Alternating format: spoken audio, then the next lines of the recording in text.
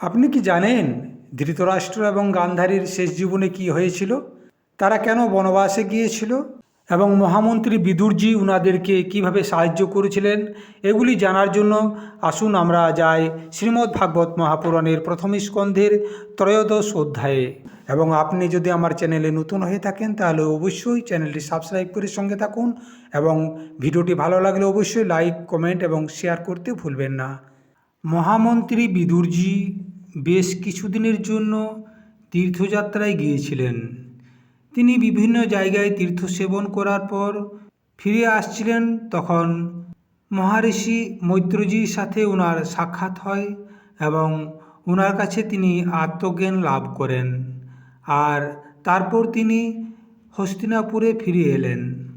বিদুর কাকাকে আসতে দেখে ধর্মরাজ যুধিষ্ঠির, ধৃতরাষ্ট্র, যুযুৎস, সঞ্জয়, কৃপাচার্য, গান্ধারী, দ্রৌপদী, কুন্তী, উত্তরা, সুভদ্রা, কৃপি, পাণ্ডব পরিবারের সমস্ত নরনারীগণ, সেই সাথে পাণ্ডবরা সকলেই অত্যন্ত খুশি হয়ে ওনাকে অভিনন্দন জানার জন্য সামনে এগিয়ে এলেন। বিদুরজির সমবয়সীরা ওনাকে আলিঙ্গন করলেন এবং যারা ছোট ওনারা বিদুরজিকে প্রণাম করলেন।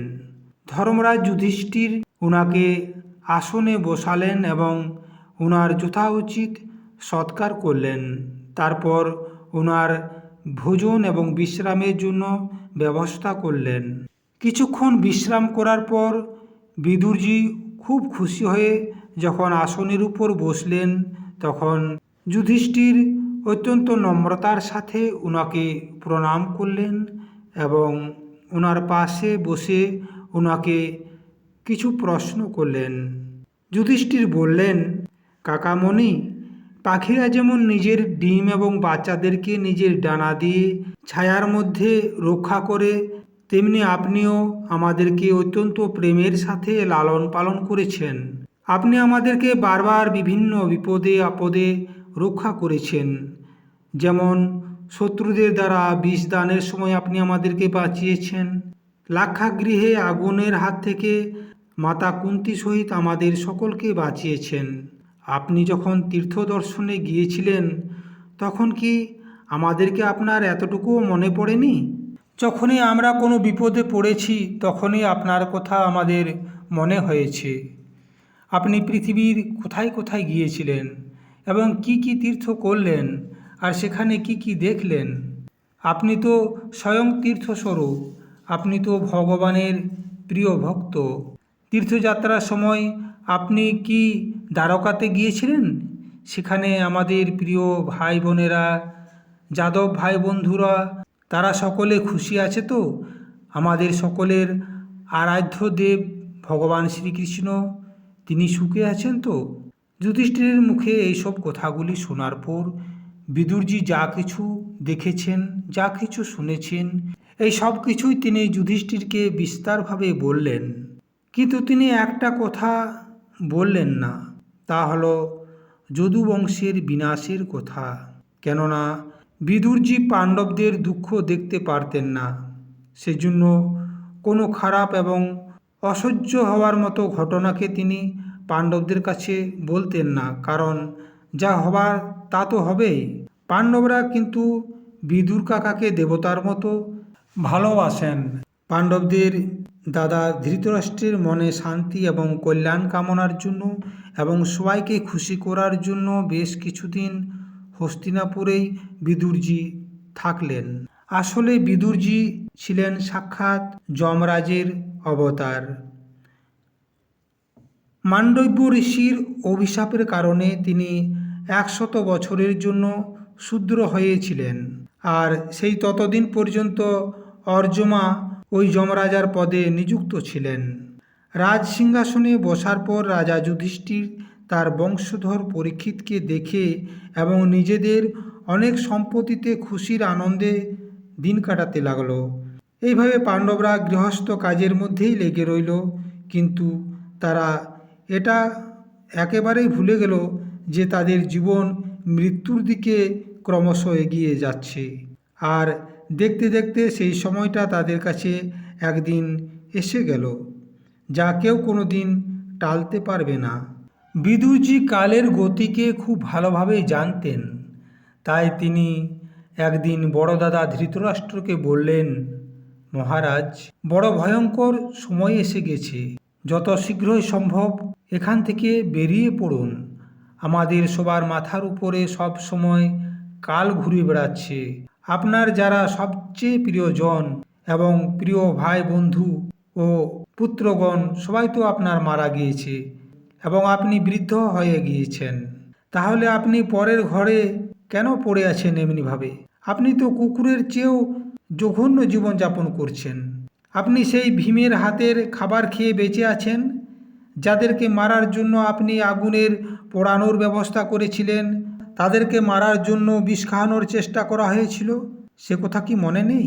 একটা ভরা সভার মধ্যে ওদের বিবাহিত স্ত্রীকে অপমানিত করেছিলেন, যাদের ধন ভূমি সব কেড়ে নিয়েছিলেন। আজ আপনি তাদের হাতের খাবার খেয়ে বেঁচে আছেন। এতে আপনার কিসের গৌরব? আপনার কি কোনো জ্ঞান নেই যে আপনি এখনও বেঁচে থাকতে চাইছেন? এই জন্মে বেঁচে থেকে আপনার কোনো স্বার্থ সাধন হবে না। এই মায়ার বন্ধন থেকে আপনি মুক্ত হন।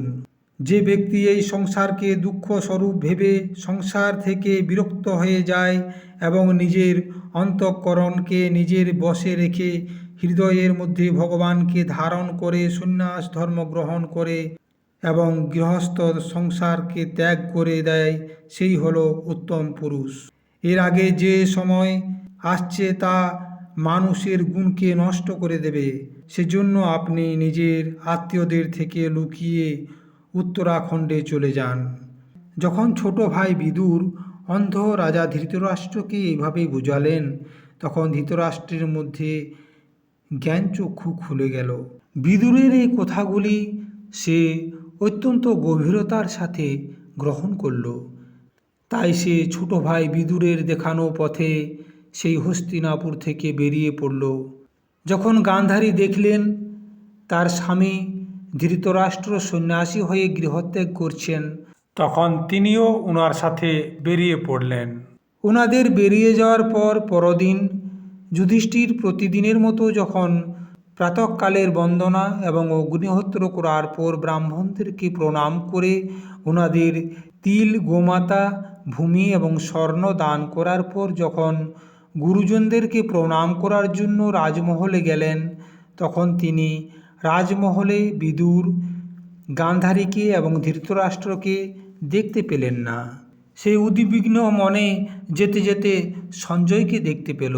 সঞ্জয়কে সে জিজ্ঞাসা করল, সঞ্জয়, আমার বৃদ্ধ অন্ধ পিতা ধৃতরাষ্ট্রকে তুমি দেখেছ? তারা কোথায়? পুত্র শোকে পীড়িত মাতা গান্ধারী এবং বিদুর কাকা, তারা কোথায় চলে গিয়েছে? কোথাও তাদের খুঁজে পাচ্ছি না। আমার উপর কোনো আশঙ্কা করে মাতা গান্ধারীর সহিত ওরা গঙ্গার জলে ঝাঁপ দেয়নি তো? যখন আমাদের পিতা পাণ্ডুর মৃত্যু হয়েছিল এবং আমরা খুব ছোট ছিলাম, তখন ওই দুজন কাকা আমাদেরকে অনেক বড় বড় দুঃখের হাত থেকে বাঁচিয়েছিলেন। ওনারা আমাদেরকে বড়ই ভালোবাসতেন। মহারাজা যুধিষ্ঠিরের মুখে এইসব কথা শোনার পর সঞ্জয় নিজেই অত্যন্ত পীড়িত এবং বিরহে কাতর হয়েছিলেন। তাই তিনি কোনো উত্তর দিতে পারলেন না। তিনি ধীরে ধীরে নিজের চিত্তকে স্থির করলেন এবং দুহাত দিয়ে চোখের জল মুছতে মুছতে মহারাজা ধৃতরাষ্ট্রের চরণগুলি স্মরণ করলেন এবং যুধিষ্ঠিরকে বললেন, মহারাজ, ওনাদেরকে আমিও খুঁজছি, কিন্তু ওনাদেরকে কোথাও আমি খুঁজে পেলাম না। যুধিষ্ঠির এবং সঞ্জয়ের মধ্যে এরকম কথাবার্তা চলছিল, আর ঠিক তখনই দেবর্ষি নারদজি সেখানে উপস্থিত হলেন। সঞ্জয়, যুধিষ্ঠির সহ পাণ্ডবগণ সকলেই দেবর্ষি নারদজিকে প্রণাম করলেন এবং বললেন, প্রভু, আমার দুজন কাকাকে খুঁজে পাচ্ছি না। জানি না ওরা দুজন এবং পুত্রশোকে ব্যাকুল মাতা গান্ধারী কোথায় চলে গিয়েছে। ভগবান, আপনি অপার সমুদ্রের কর্ণধারের মতো, আপনি আমাদের পারদর্শক। তখন দেবর্ষি নারদজি বললেন, ধর্মরাজ, তুমি কারোর জন্য শোক করো না, কেননা এই সমস্ত জগৎ ঈশ্বরের অধীন। সমস্ত লোক এবং লোকপাল বিবশ হয়ে ঈশ্বরের আদেশই পালন করে চলে আসছে। সেই ভগবানই একজন প্রাণীর সাথে অন্য একজন প্রাণীর মিলন করেন, আবার তিনি আলাদাও করে থাকেন। যেমন সংসারের খেলোয়াড়দের ইচ্ছায় খেলনাগুলি সংযোগ এবং বিয়োগ হয়, তেমনি ভগবানের ইচ্ছায় মানুষের মিলন এবং বিয়োগ হয়। সেজন্য হে ধর্মরাজ, ওই দিন দুঃখী কাকা কাকি আমাদের ছেড়ে কোথায় থাকবে, এই অজ্ঞান মনের ভুল ধারণাটিকে তুমি ছেড়ে দাও। এই পঞ্চভূত শরীর কাল, কর্ম আর গুণের বশে থাকে। এই পরাধীন শরীর অন্যকে কিভাবে রক্ষা করতে পারবে? এই জগতে এক প্রকার জীব অন্য এক প্রকার জীবকে হত্যা করছে। এক জীব অন্য জীবের জীবনের কারণ হচ্ছে। এই সমস্ত রূপের মধ্যে জীবগুলির বাইরের এবং ভিতরের ওই এক স্বয়ং প্রকাশ ভগবান, যিনি সম্পূর্ণ আত্মাগুলির আত্মা।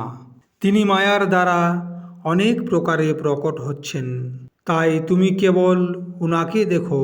সমস্ত প্রাণীর জীবনদাতা তিনি, সেই ভগবান। সেই ভগবানই দেবদ্রোহীদেরকে বিনাশ করার জন্য কালরূপে অবতীর্ণ হয়েছেন। এখন তিনি দেবতাদের কার্য সম্পূর্ণ করেছেন, একটু বাকি রয়েছে, আর সেই জন্য তিনি থেমে রয়েছেন। যতক্ষণ পর্যন্ত প্রভু এখানে আছেন ততক্ষণ পর্যন্ত তোমরা ওনার প্রতীক্ষা করো। হিমালয়ের দক্ষিণ দিকে যেখানে সপ্ত ঋষিকে প্রসন্ন করার জন্য দেবী গঙ্গা আলাদা আলাদা 7 ভাগে নিজেকে বিভক্ত করে দিয়েছে, যাহাকে সপ্তস্রোত বলা হয়, সেই সপ্তস্রোতে ঋষিদের আশ্রমে বিদুরের সাথে ধৃতরাষ্ট্র এবং গান্ধারী উভয়েই গিয়েছেন। সেখানে গিয়ে তারা প্রতিদিন 3 বার স্নান করে এবং অগ্নিহোত্র করে। এখন ওদের মনে আর কোনো প্রকারের কামনা নেই, তারা কেবল জল পান করে শান্ত মনে নিবাস করছে। ওরা নিজের সমস্ত ইন্দ্রগুলি এবং মনগুলিকে স্থির করে সমস্ত বিষয় ভোগগুলিকে বাইরে থেকেই ফিরিয়ে দিয়েছে, আর মায়ার গুণের দ্বারা উৎপন্ন ফলগুলিকে চিরকালের জন্য মিটিয়ে দিয়েছে। অতএব তুমি ওদের পথে আর বাধা দিও না। আজ থেকে 4 দিন পর পঞ্চম দিনে ধৃতরাষ্ট্র নিজের শরীর ত্যাগ করবে এবং সে জ্বলে পুড়ে ছাই হয়ে যাবে। পাতার কুটিরে স্বামীর দেহকে জ্বলতে দেখে সতী নারী গান্ধারীও ওই আগুনের মধ্যে ঝাঁপ দিয়ে নিজের প্রাণ ত্যাগ করবে, আর সেও জ্বলে পুড়ে ছাই হয়ে যাবে। এবং তোমার কাকা বিদুর তার বড় দাদা ধৃতরাষ্ট্রের এই আশ্চর্যময় মুক্তি দেখার পর ভাইয়ের বিয়োগে দুঃখিত হয়ে পুনরায় তীর্থ সেবনের জন্য সেখান থেকে চলে যাবে। যুধিষ্ঠিরকে এই সমস্ত কথাগুলি বলার পর দেবর্ষি নারদজি সেখান থেকে নিজ লোকে চলে গেলেন।